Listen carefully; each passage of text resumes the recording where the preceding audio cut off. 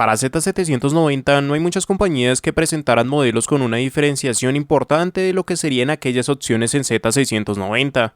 Sin embargo, MSI sí que por lo menos plantearía algunos cambios a fin de justificar el valor de lanzamiento de esos nuevos productos. Ante lo mismo, una de esas opciones que realmente plantea un cambio relevante con respecto a su modelo en Z690 se trataría de la línea Z790A Pro. Y a través de este video estaremos analizando qué tan buena opción sería la misma a partir de cada una de esas características a incorporar y aquellas ventajas y desventajas que se van a establecer para una construcción.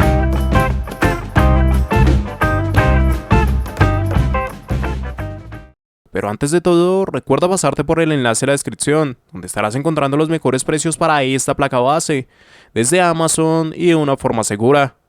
Pásate. Características generales. Y es que empezando con ese apartado de características, en este caso, como sería evidente, nos encontraremos con una placa bajo el chipset Z790 y el socket LGA 1700, que nos estarían dando soporte a procesadores Intel dentro de la 13ª y 12ª generación, lo cual incluye la compatibilidad necesaria para procesadores dentro de líneas como i9, i7, i5 e i3. Y ante lo cual, en la descripción encontrarás un enlace constantemente actualizado con cada uno de esos procesadores compatibles. Ya para el lado de su memoria RAM, nos encontraremos que sería necesario poseer memorias de tipo DDR4 o DDR5, dependiendo de la versión que vayamos a escoger. Ambos modelos van a disponer de la capacidad para añadir módulos en un máximo de 32 GB, y que en conjunto sumarían hasta 128 GB dentro de los 4 DIMMs correspondientes con la placa. Pero donde realmente se empiezan a dar los cambios sería a partir de esas frecuencias. Por un lado, las versiones con memorias de tipo DDR4 limitarían las frecuencias en modificaciones hacia los 3200 megatransfer, y a partir de la activación de perfiles XMP o modificaciones manuales con overclock, podemos llegar a alcanzar hasta 5333 megatransfer. Mientras que DDR5 subiría ese valor a 4800 megatransfer sin ningún tipo de modificaciones y a un máximo de 7200 megatransfer conseguidos a partir de la activación de perfiles XMP u OC manual, siendo en este caso el único cambio a partir de las versiones en DDR4 y DDR5 y dejando el resto de características a conservarse para ambas placas. Si es que nos situamos en su almacenamiento, en este caso contaremos con 6 puertos SATA de 6 GB por segundo, que pueden ser configurados en modo RAID 0, 1, 5 y 10. Adicional a esto encontraremos 4 M.2. Cada uno de estos contaría con el soporte para PCI Express 4.0, además de añadir soporte para SATA desde la tercera y cuarta conexión. Para su formato, desde el segundo al cuarto M.2, se haría una compatibilidad con tarjetas de formato desde el 2242 hasta el 2280. Para el M.2 principal, esta compatibilidad iría desde tarjetas de formato en el 2242 hasta el 22110. En cuanto a sus puertos de expansión, se nos van a presentar 3 PCI Express con formato X16. El principal dentro de los mismos contaría con soporte en PCI Express 5.0 y estaría corriendo en esas 16 líneas disponibles. Para la segunda conexión se haría soporte en PCI Express 4.0 y estaría corriendo por 4. El tercer puerto de expansión soportaría PCI Express 3.0 X1 y en adición a ello se añadiría un PCI Express X1 3.0. Cada una de estas características estarían acompañadas junto al códec de audio ALC 4080, así como también en conjunto a estos apartados, y si seleccionamos esa versión Wi-Fi se añadiría la tarjeta X211, que nos va a estar suministrando tanto Wi-Fi 6E como Bluetooth 5.2. Y ya, dentro de sus conexiones internas y fuera de un carácter común para el funcionamiento propio del sistema, podemos encontrar una conexión para bombas de agua, 6 conexiones para ventiladores externos, 3 conexiones de tipo ARGB, una conexión de tipo RGB, una conexión TPN, 2 USBs 2.0, 2 USBs 3.2 de primera generación tipo A, un USB 3.2 de segunda generación tipo C, y adicional a ello encontraremos el sistema de Easy Dual LED. Así como también para el lado de las conexiones externas se nos presentarían un DisplayPort, un HDMI, 2 USBs 2.0, 2 USBs 3.2 de primera generación tipo A, 3 USBs 3.2 de segunda generación tipo A, una conexión hacia RJ45 de 2,5 gigabits, un USB 3.2 de segunda generación por 2 tipo C, una conexión para audio óptico, 5 conectores de tipo jack, y en adición a ello también encontraremos la utilidad de Flash BIOS Button. Ya por último nos encontraremos con un URM que va a contar con un total de 17 fases de alimentación, las cuales estarían completamente recubiertas por una disipación pasiva, siendo cada uno de los apartados manejados por parte de esta placa de un formato de tipo ATX, a partir de la cual veremos cómo se da un redireccionamiento de esas líneas de placas a Pro para MSI, bajo el fin de ser alternativas destinadas a una gama intermedia y con las cuales precisamente se plantea rivalizar con modelos como Aorus Elite, TUF o Steel Legends, donde por lo menos MSI no tendría mucha incidencia. De esta manera se escalaría a fin de ello con mejoras en conectividad, apartados generales y sobre todo un mejor URM, por lo cual también su costo escalaría con cada una de esas mejoras frente a esos modelos en Z690, y puede ser a partir de lo mismo que no se vuelva un modelo tan conveniente. Y por lo cual, si esta opción no te llega a convencer por las características o precio planteado para la misma, en la descripción vas a encontrar un enlace con más posibilidades en placas base que se van a ajustar mejor a lo que tengas en mente. Entrega de energía. Probablemente este va a ser uno de los cambios más importantes con respecto a la anterior versión de este modelo, al establecer desde lo mismo un URM con muy buenas prestaciones. En total encontraríamos que se añaden 17 fases de alimentación, de lo que serían 16 destinadas para su V-Core más una para su SOC. Bajo la gestión de cada una de estas se añadiría el controlador central de Monolithic MP2960R, desde el cual se va a establecer un diseño Dual Output o de riel dividido, con el cual una única señal sería gestionada a través de dos o más etapas en la misma potencia. De esta manera el controlador tan solo tendría que operar en un modo de 8+1 para dar gestión al total de fases descritas. Por parte de sus MOSFET también se añadirían piezas de Monolithic, con las MP 87670 a 80 A y con Smart Power Stage. Esto dejaría un manejo en teoría por parte de esos V-Core de hasta 1280 A. Y con todo ello realmente se da una buena representación del URM de la misma, tanto así que logra sobrepasar el diseño establecido por Tomahawk en Z690, por lo menos ante la calidad de sus MOSFET. De la misma manera estaríamos hablando de un diseño mejor que el de Aorus Elite y TUF, tanto para Z690 como Z790,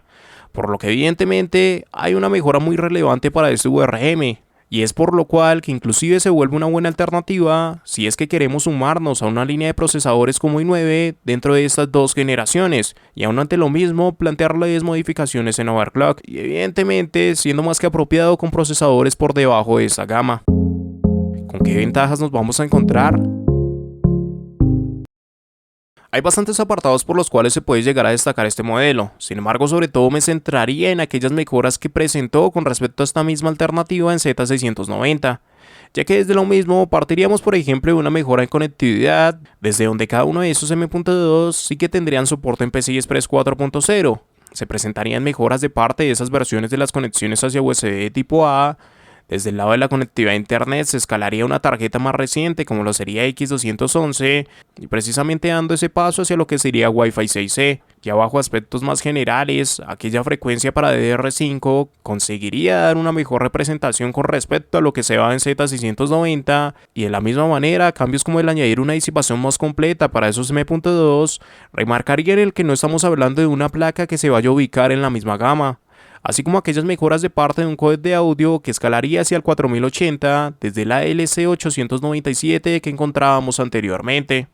Todo eso realmente crean un modelo donde finalmente sí que se logra dar una comparativa más directa con aquellas opciones como Gaming Edge, TUF, Steel Legends e inclusive Aorus Elite, ante una gama más intermedia y donde inclusive a partir de lo cual de hecho conseguiría destacar añadidos, con lo que precisamente nos llevaría a uno de sus puntos más relevantes a la hora de decidir por esta placa, como lo sería su URM, donde con respecto a su anterior versión no solo aumentaría la cantidad de fases a incorporar, sino que al mismo paso la llevarían a obtener mejores componentes, como para compararse con esa gama alta dentro de Z690. Y sobresale tanto, sobre todo si tenemos en cuenta que varias de esas alternativas que también surgieron a la par dentro de este chipset Z790 para otras compañías, apenas dieron cambios con respecto a lo que nos planteaba cada uno de esos modelos equivalentes en Z690. ¿Con qué desventajas nos vamos a encontrar? Aquí, aunque ya estamos hablando de una placa que se considera una buena gama intermedia, no por lo mismo podemos dejar de lado el que se puedan dar apartados de mejora, tanto de parte de la conectividad, con algunas versiones de esos conectores más recientes, apartados más generales como la disipación completa para cada uno de sus M.2 y hasta URMs que escalarían tanto en la cantidad de fases como la propia calidad de sus componentes. Pero claro, cada uno de esos añadidos extra vienen ligados al aumento correspondiente del precio por cada una de esas mejoras. La cuestión acá es que si bien en la mayoría de las ocasiones esto sería así al compararlo con esos modelos en Z790, pero si es que directamente nos vamos a Z690, el panorama es distinto. Tanto porque podemos poner en duda aquellas mínimas mejoras en URM que sean frente a Urus Elite en Z690 y por las cuales pagamos casi $50 de diferencia entre esas placas, que para nada tienen tal distanciamiento en características, hasta propiamente si nos vamos a Urus Pro o a Urus Ultra, que de nuevo los podemos llegar a encontrar bajo el mismo costo de salida para Z790A de MSI. Y ahí sí que inclusive la cuestión cambia, y el URM entraría con una mejora a favor de sus modelos en Gigabyte, por lo que para Z790 va a ser una buena alternativa dentro de lo que cabe, y sobre todo por las mejoras y el nuevo planteamiento de rivalizar más hacia una gama intermedia con esta versión. Pero con respecto a aquellos modelos en Z690, la diferencia en costo ante placas tan completas como esa línea Aorus de Gigabyte cuestionan bastante a estos nuevos modelos. En conclusión, probablemente MSI en Z790 va a ser la que mejor modelos traería a este mercado, ya que la misma sí que plantearía cambios y redireccionamientos de algunos de esos productos. En este sentido vemos como una Z790 roza esa mínima línea frente a lo que sería una gama alta, donde no tan solo esa conectividad cobraría una gran relevancia, sino que aquellas mejoras generales en disipación la separarían de su anterior versión, y aún por encima de ello, su URM tendría la mayor mejora, hasta el punto de rebatir opciones como Tomahawk para Z690. Es ante lo mismo por lo cual nos encontramos con un modelo que gracias a los pocos cambios que dieron el resto de alternativas que surgieron en Z790, lograría con ello ser una opción recomendable por esas características para este chipset, aunque no tanto desde la parte de su costo, ya que por un lado, si se compara en Z790, el único modelo con el cual rebatir la misma sería Urus Elite, que plantea leves disminuciones en el URM, pero un mejor costo desde un cambio poco relevante. Y aquí realmente no tendríamos demasiados problemas, y cualquiera de estas dos opciones sería adecuada y sobre todo priorizaría ese costo de las mismas. Pero a partir de sus modelos en Z690, la cuestión cambia. Ya sea por una Z690 Urus Elite, que de nuevo en la mayoría de los apartados va a dar demasiada cercanía a esta Z790A, y donde tan solo una mínima diferencia en su URM es lo que más se puede remarcar, y por lo cual casi que podemos obtener más de $50 de diferencia entre estos modelos, hasta propiamente lo que sería una Urus Pro o Ultra, donde los precios son más cercanos a los de esta placa de MSI, pero ante lo mismo, inclusive tendremos mejores características. Con todo esto no estoy diciendo que no valga la pena. Creo que por lo menos es de lo mejor que encontramos en Z790 y por lo menos dieron un cambio. Pero al mismo paso, creo que el precio de esas opciones en Z690 sigue pesando lo suficiente como para inclinarnos más hacia estas, teniendo en cuenta que en algunos casos podemos obtener mejores costos con apenas una mínima diferencia, o desde el otro lado, el mismo precio a partir de mejores características.